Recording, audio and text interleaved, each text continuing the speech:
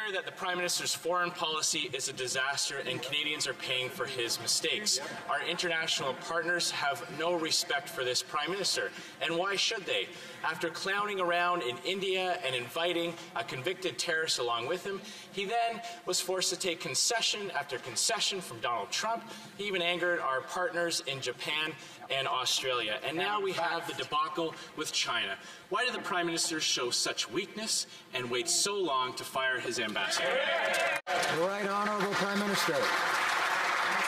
I look forward to answering the member's question shortly, but I think before we do, we need to take a moment to recognize and applaud the extraordinary women and men who worked so hard to build this beautiful chamber for us to serve in, and to remember that if we who serve Canadians in this place work even half as hard as they worked to build this place for us, we will be very well served as a country indeed.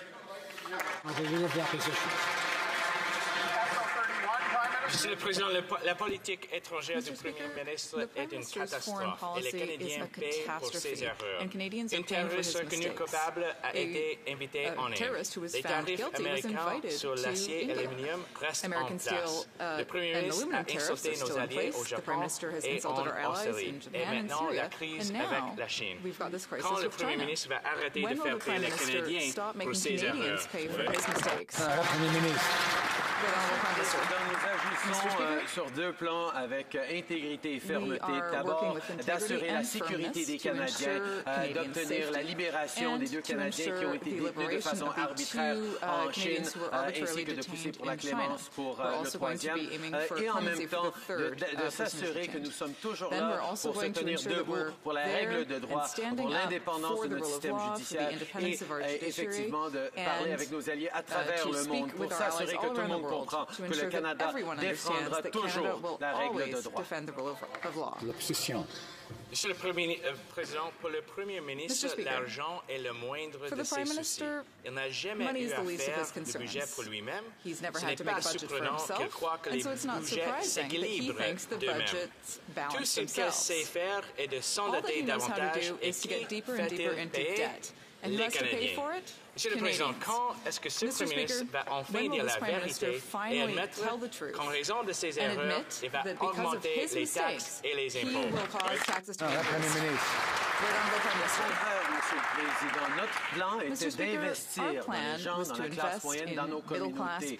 Et à cause de ça, on a réduit les impôts pour la classe moyenne tout en demandant aux mieux nantis de payer plus d'impôts. On a créé, les Canadiens ont créé 800 000 emplois au cours des 3 dernières années. On est en train de vivre une très bonne croissance économique et le plus bas taux de chômage en 40 ans. Nous allons continuer d'investir dans les Canadiens et dans la classe moyenne, pendant que les conservateurs veulent donner des bénéfices aux mieux nantis parce qu'ils pensent que c'est comme ça qu'on crée la croissance économique, mais ils se trompent.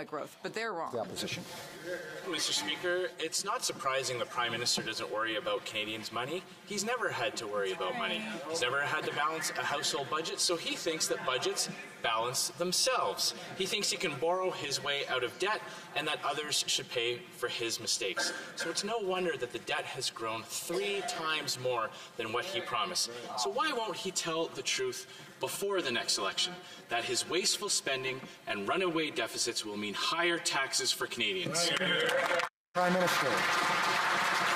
It's no surprise that all we get from the Conservatives are warmed over Stephen Harper attacks and an economic plan that failed Canadians for 10 years. They continue to want to give tax breaks to the wealthiest, where we're focused on growing the middle class by investing in people and in their communities. We lowered taxes for the middle class and raised them on the wealthiest 1%. And that has led to not only stronger growth than Stephen Harper ever saw, but it's led to the creation of 800,000 jobs and the lowest unemployment rate in over 40 years. Mr. Speaker, we're going to continue to invest in Canadians. The Honourable Leader of the Opposition. Mr. Speaker, everything the Prime Minister just said is false. With his changes, the richest Canadians are paying less in tax, and hard-working Canadian families are paying more, and they're going to continue to pay more because government documents show that the carbon tax will rise 6 times higher than what the Prime Minister now admits, which means higher gasoline costs and higher home heating costs. Canadians are already paying for his mistakes, so why is he also covering up the real cost of his carbon tax from Canadians? Honourable Prime Minister.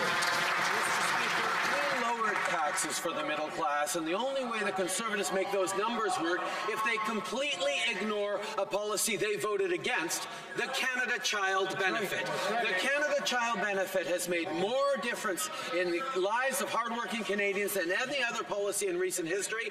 They voted against it, and maybe they don't want to talk about it because they plan to take it away from Canadians. Well, we are going to continue to invest in Canadians. When it comes to climate change, it's been 274 days since the member opposite promised a climate plan for Canadians. Where's that plan?